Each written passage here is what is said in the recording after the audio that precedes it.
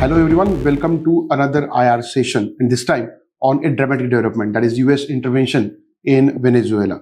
It is all the more dramatic than what I am sounding like. Probably Donald Trump has got a special relation with dramatic developments. This is another stirring moment as far as Trump is concerned. He has stirred international politics a number of times, and this time this is all the more dramatic. What US has done, that's a military intervention, brief military intervention in the capital of Venezuela, Caracas, and they have literally captured the president of Venezuela. Doesn't matter how legitimate, illegitimate, how oppressive, repressive that president is. It is the matter of the people of Venezuela to decide. These interventions are becoming a norm. There have been a lot of interventions during Cold War. There have been interventions in post-Cold War period as well. But this is something very interesting. Let's discuss US intervention in Venezuela.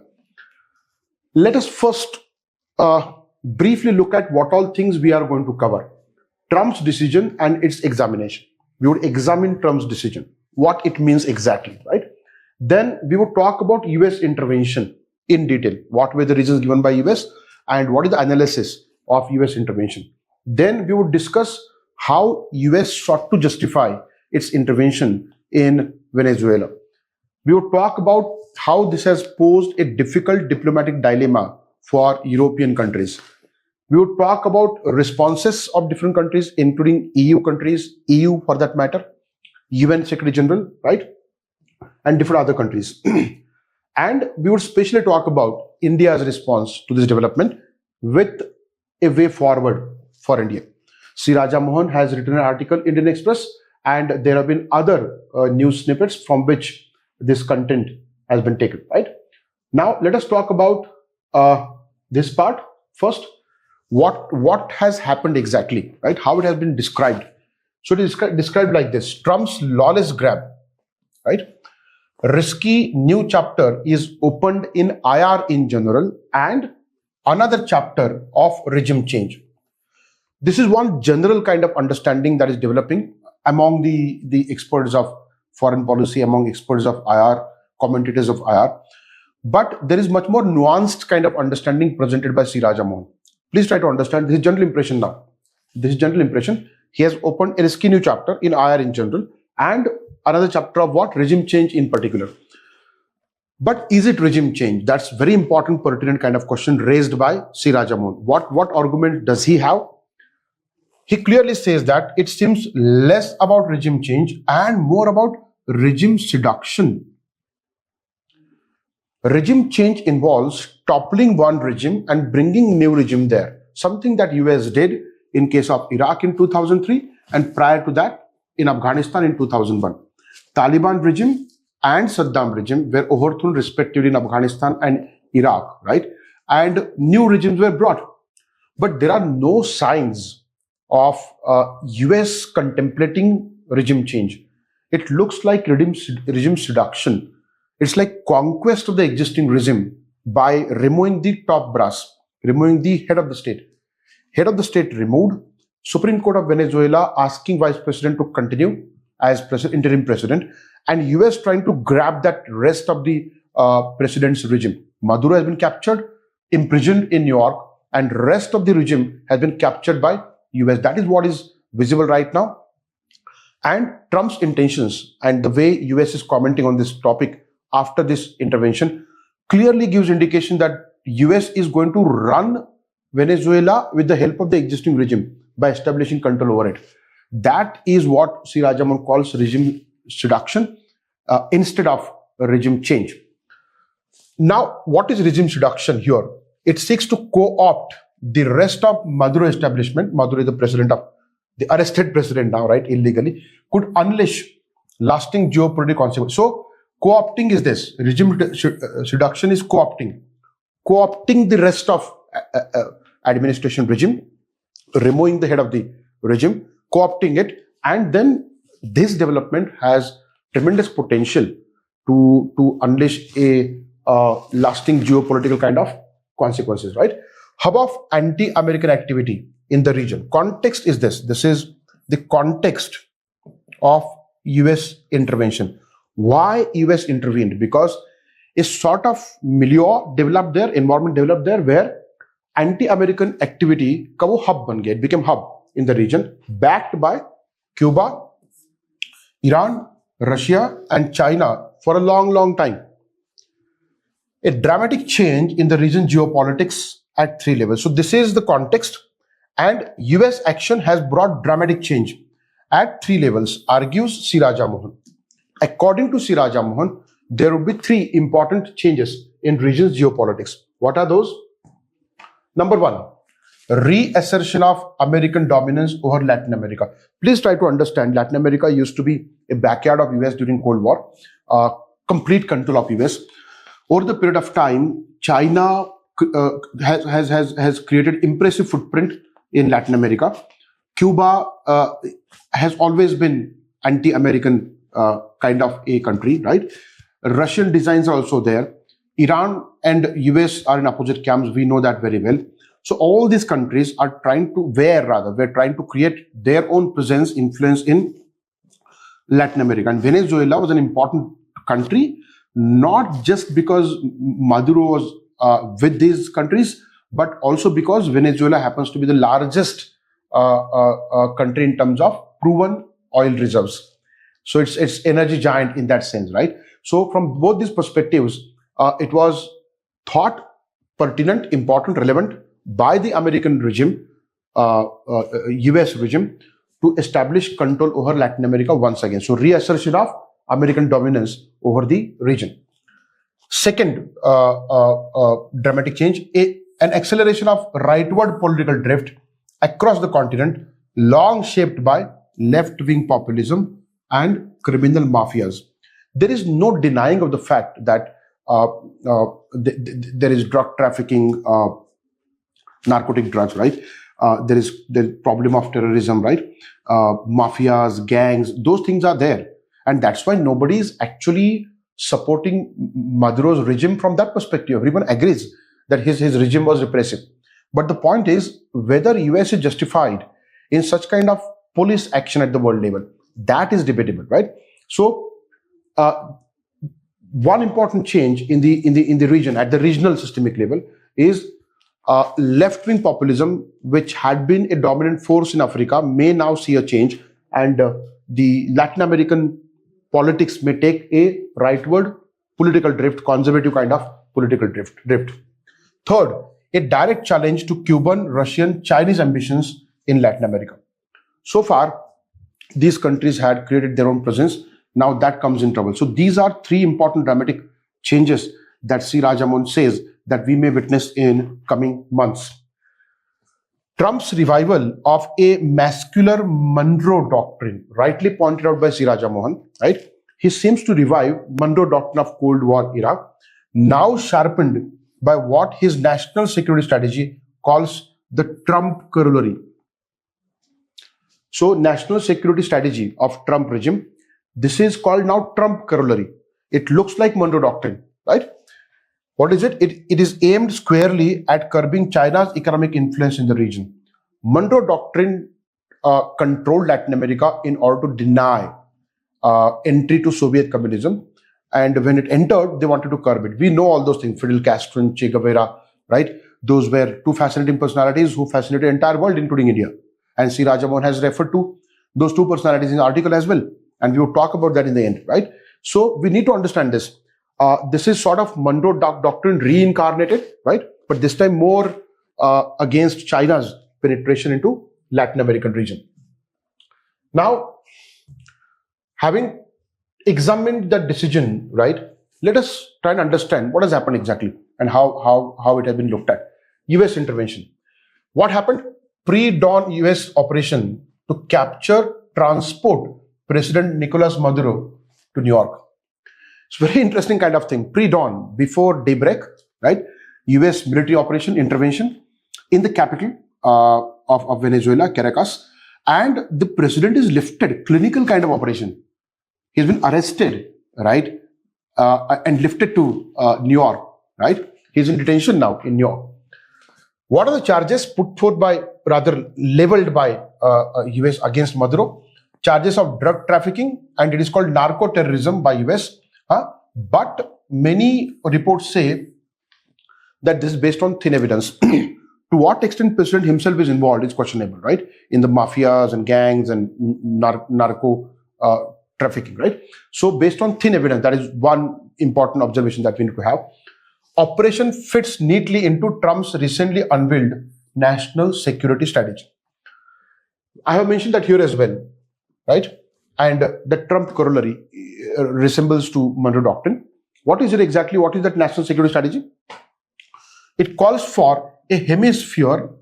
It calls for a hemisphere whose governments cooperate with US against narco terror. Read US, it is us because they are stating it, right?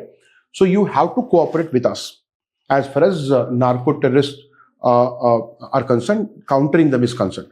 And if you don't cooperate, you have to face the wrath of US. That is the corollary of this national security strategy. US intervention is presented as making Venezuela a safer place.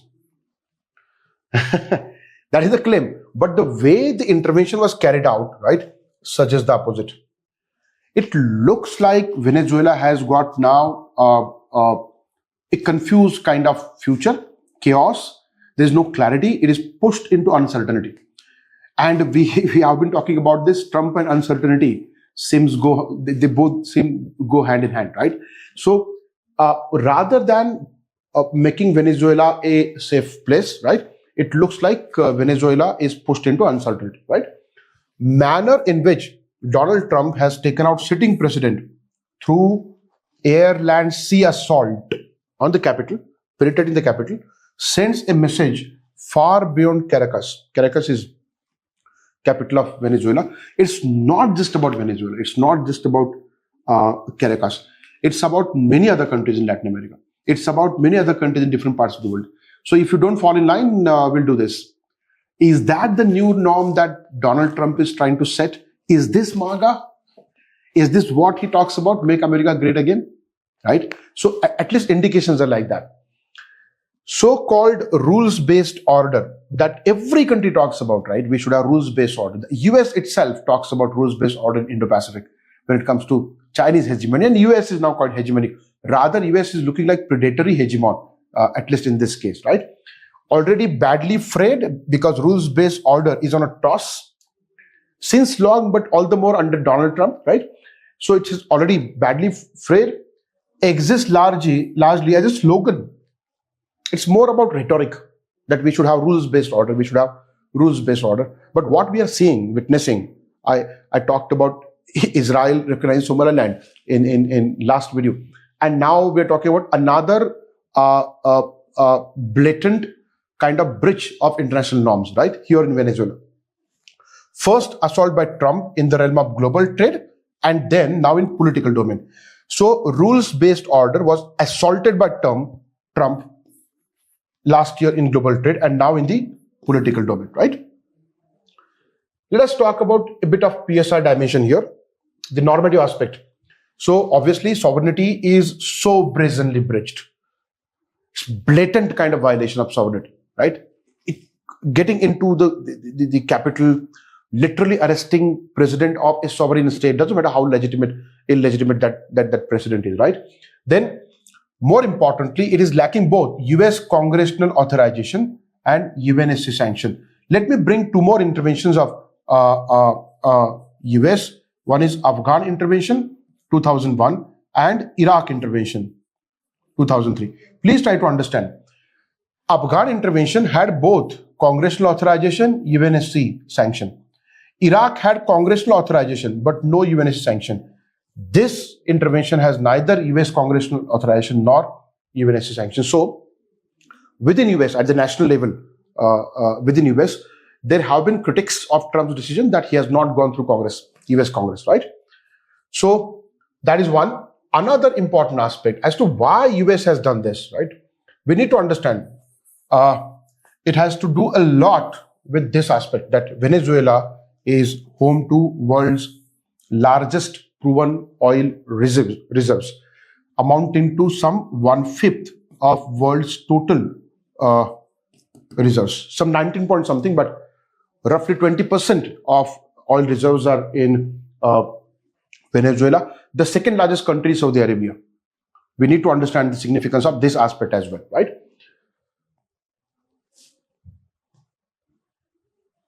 Trump clearly says, this is his declaration, the US will run the country.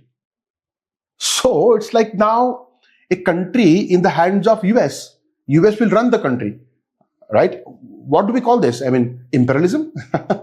What? We don't know. We need to wait and watch, but he has clearly said this. The statement goes on the lines of imperialism. We will run the country. And that its broken infrastructure, quote unquote, would be repaired by US oil companies. Neocolonialism? Maybe, right? So broken infrastructure, our oil companies will build, and that's not known. What next, right? So would replace authoritarian regime with extractive order. It's very clear that we understand, entire world understands that the Maduro regime was authoritative one, repressive one. But the kind of system that you are bringing in its place is extractive one. It is no secret, it is open secret that US is going to exploit the oil. So for Venezuela, authoritarian regime replaced by extractive regime. Is that going to the future? It's a huge question mark, right? So consequences, protracted armed conflict maybe with militias and resistance groups within Venezuela. That could be one possibility. Something that happened in case of USSR intervention in Afghanistan. Afghan Mujahideen groups were formed. Assad regime in Syria was recently overthrown by rebel groups, right? Likewise, that kind of situation will develop in Venezuela, maybe. Refugee flows, because the moment that country plunges into conflict, more refugee flows, wider regional destabilization. So Latin America may be destabilized. We need to understand Latin America was destabilized for long time, decades after its independence from colonial empires. In 60s, 70s, it somehow was stabilized in 1980s, and again, now it may plunge into a sort of unstable kind of environment or unstable kind of region once again. Just a moment. All right, so it is pretty clear that US action has destabilized the entire region. Let us now try to understand what is the justification given by US, and then we would talk about how it has posed a difficult diplomatic dilemma in front of Europe. Justification by the US. The capture of Maduro, a law enforcement operation against an illegitimate leader responsible for both drug trafficking and terrorism. Okay. Now, who gave you authority of law enforcement? That's the question being raised by the critics, right? Are you a world police, right? Is it again Western interventionism coming back in more crude format rather, right? So illegitimate leader or not, that has to be decided either by the people of Venezuela at the most. If the international community has to decide, it has to decide through UNO. US has not been declared as world police, right? So US says that it's a law enforcement kind of operation, removing the illegitimate leader and dealing with, drug trafficking and terrorism, which that regime was supporting. Now let's understand this as well. Okay, even if I accept this, the similar kind of thing was said by US in case of Iraq, that Saddam regime is going for weapons of mass destruction, but nothing was found there, and they ended up toppling the Saddam regime, which UK was very much part. But 10 years later, Tony Blair issued an apology, right, on the Iraq misadventure by NATO forces, right? Another justification by US: can't allow Venezuela turn into operation hub for Iran, Hezbollah, different gangs, Cuban intelligence agents, and other malign actors that control the country. US has been coining such kind of terms like malign actors, rogue states, right? So Venezuela cannot be turned into a hub, anti-American hub. That is what they are saying. Third, cannot continue to have largest energy reserves, right, in the world under control of adversaries of US. clear-cut hegemonic kind of ambition, right? So we cannot allow oil reserves. Oil reserve is a sovereign resource with sovereign control of any country for that matter. India has been talking about this ever since Rio Earth Summit, when that convention on biodiversity was discussed. India was very much clear on this, that we stand firm on the fact that the biodiversity resources, right, these things, the country in which these things are there, that country has got sovereign right over the resources. Now this is going in something different direction, right? How India has positioned itself on this matter, we would discuss that later. Now, difficult diplomatic dilemma for European countries. What is the dilemma? They have to balance between two things. One, defending the fundamental principles of UN Charter. Countries should not breach each other's sovereignty on one hand. On the other hand, making a pragmatic, real political decision not to anger US on whose support and security they rely, especially in case of Ukraine war. So difficult dilemma. On one hand, there is normative aspect. Europe has been talking about the same thing in case of Ukraine, that Russia has brazenly violated sovereignty of Ukraine, and now they are into a sort of dilemma, right? And they would attack the criticism of being hypocritical, practicing double standards. You would talk about sovereignty in case of Ukraine war, you would not talk about sovereignty in case of Venezuela. That is one dilemma that they have. Second, even if they want to really go with the normative aspect, the pragmatic aspect slips out of their hands. And that's US support to European countries against Putin's aggression in Eastern Europe, right? Let us now quickly go through responses of different countries, right? I'm keeping it very quick because you just need to have some idea. We are more focused on India's response. Emergency meeting of UNSC was called and different countries expressed their opinions there, right? Many member states agreed with US that Maduro was an illegitimate, repressive leader. As I said, most of the countries have no doubt about this, except countries like Russia, China, Cuba, etc., Iran for that matter. Most of the countries agree that Maduro's regime was illegitimate and he was a repressive leader, right? However, many have condemned US military action. He is illegitimate, his rule is repressive. That does not give you the right to intervene. If the intervention has to happen, it has to go through UN, right? So US military action is a breach of international law and most importantly, the UN Charter, and the demanded democratic transition according to the will of the people of Venezuela, right? If you think that the regime was oppressive, then bring a democratic regime reflecting the views of people of Venezuela, right? Interestingly, the opposition leader who won Nobel this year for peace, Donald Trump has not even consulted her, not even included her in the regime. Instead, what he has done, there was Maduro regime, Maduro the top leader, he was removed and rest regime was captured. He was removed and rest regime was captured. Opposition is not taken into consideration by Donald Trump. So that makes C. Raja Mohan argue that this is not regime change, this is regime seduction, right? Among US allies, France by far is most outspoken. I'll tell you one thing, France, Denmark, Spain have been very clear in condemnation, but other countries have either shied away from condemnation or gave some kind of vague kind of statements, right? So France have been by far most outspoken.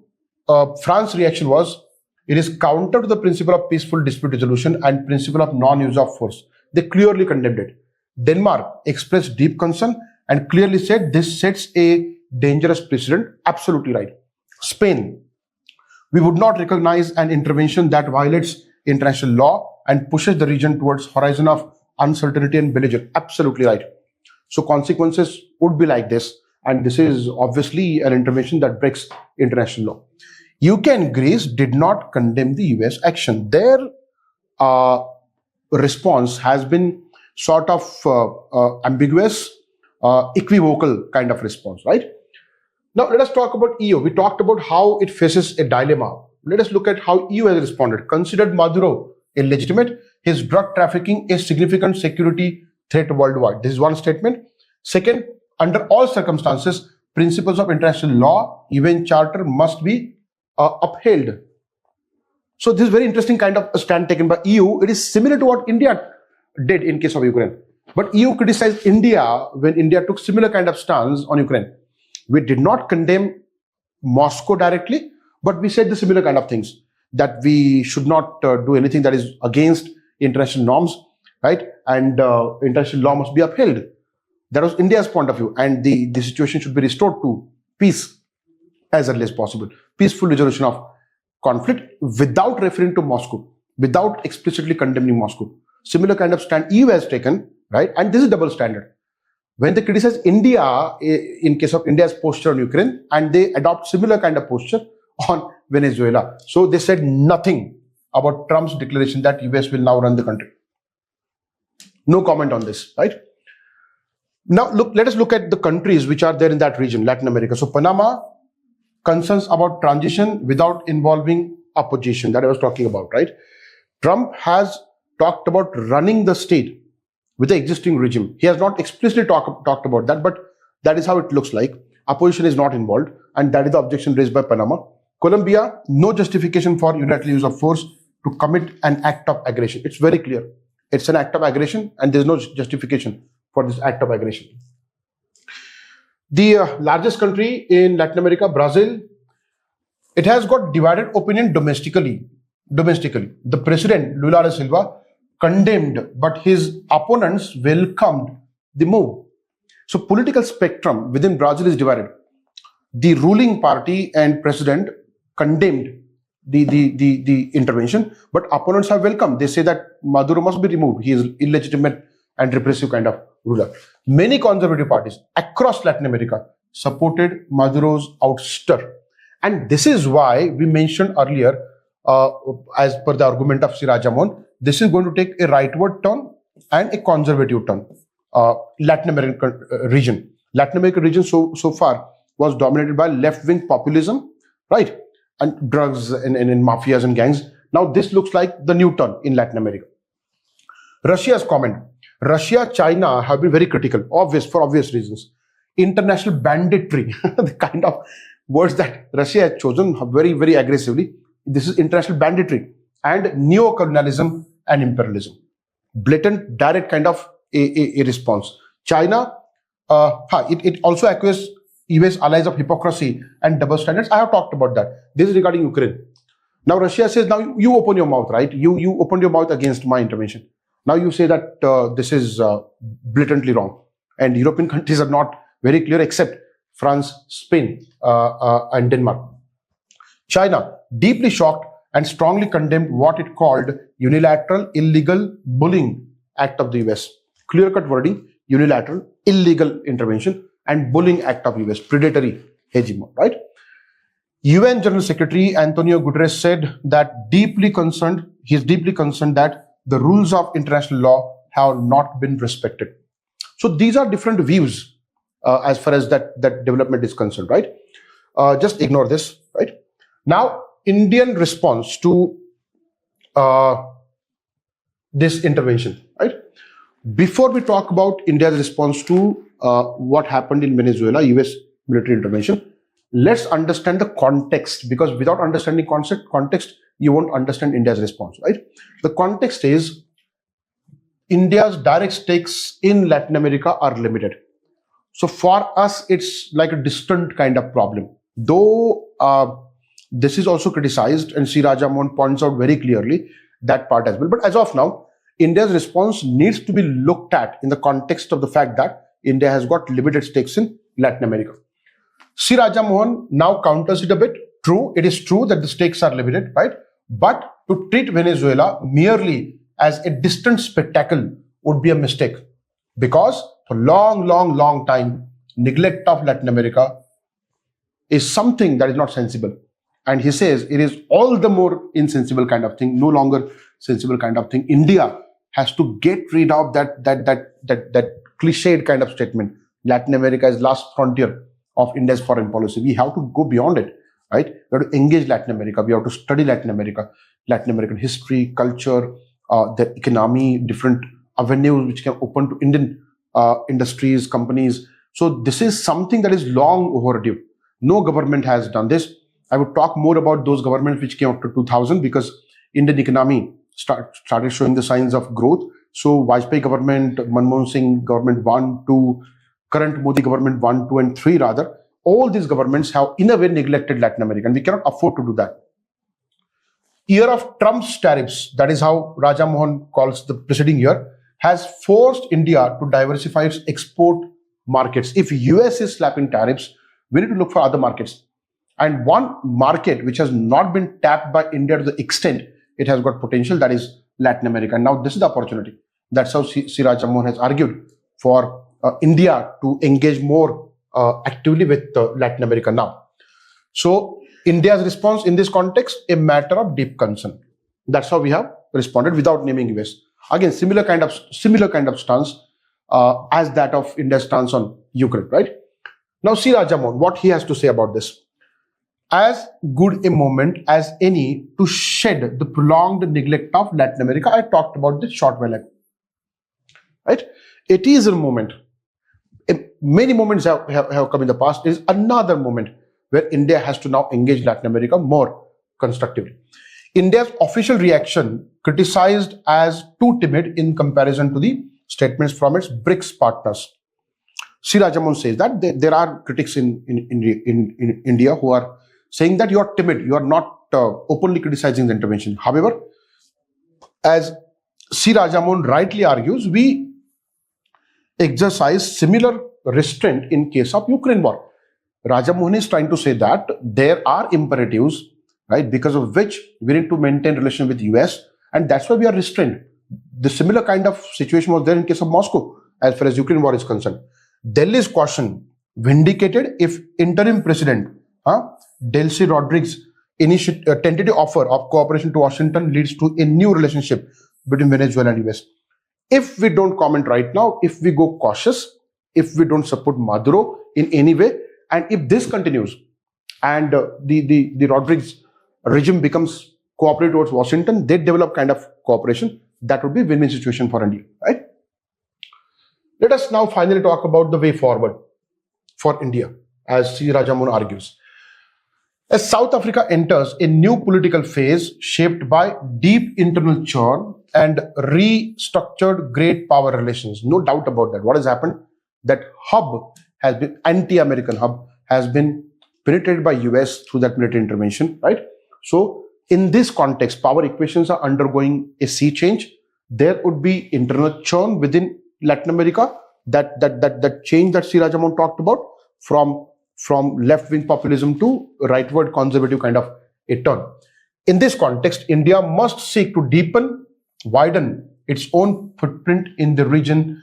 This is long-standing kind of a foreign policy initiative that we haven't taken. Long time, we are just waiting for India to engage Latin America in a deeper manner. Telling its BRIC partners is not much of a strategy.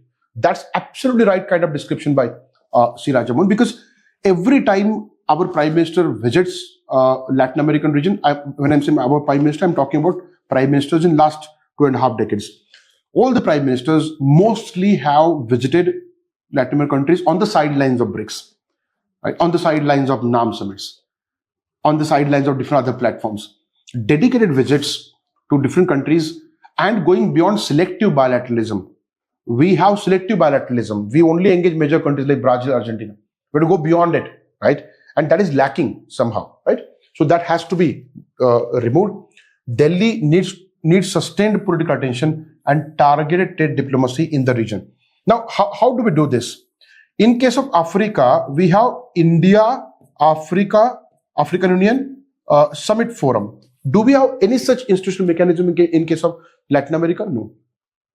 So we need to build institutional mechanism for sustained kind of political attention, engagement, attention to Latin America, engagement with Latin America, and targeted trade diplomacy. We have a huge kind of market there if we need to diversify in the face of tariffs slapped by Trump administration. And this is the region that becomes important in case of targeted trade diplomacy, right? Above all, India needs a serious effort to understand region on its own terms. So history, geography, society, culture. Indians are most ignorant about this part of the world. If I say US, we know a lot of things, Hollywood, food, stuff, culture. If I say Europe, we know a lot of things. If we say China, we know a lot of things. Even in case of Africa, we know a number of things. But Latin America is one region where Indians are grossly ignorant about its history, geography, society, culture. And unless we understand Latin America on its own terms, we won't be able to establish deeper engagement. Already we have been late. Our trade with Latin America is some roughly $45-50 billion. And compare that with China, that is some $500 billion, 10 times more.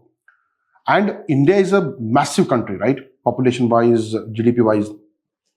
And a city-state like Singapore has got same kind of volume, some $50 billion as that of India.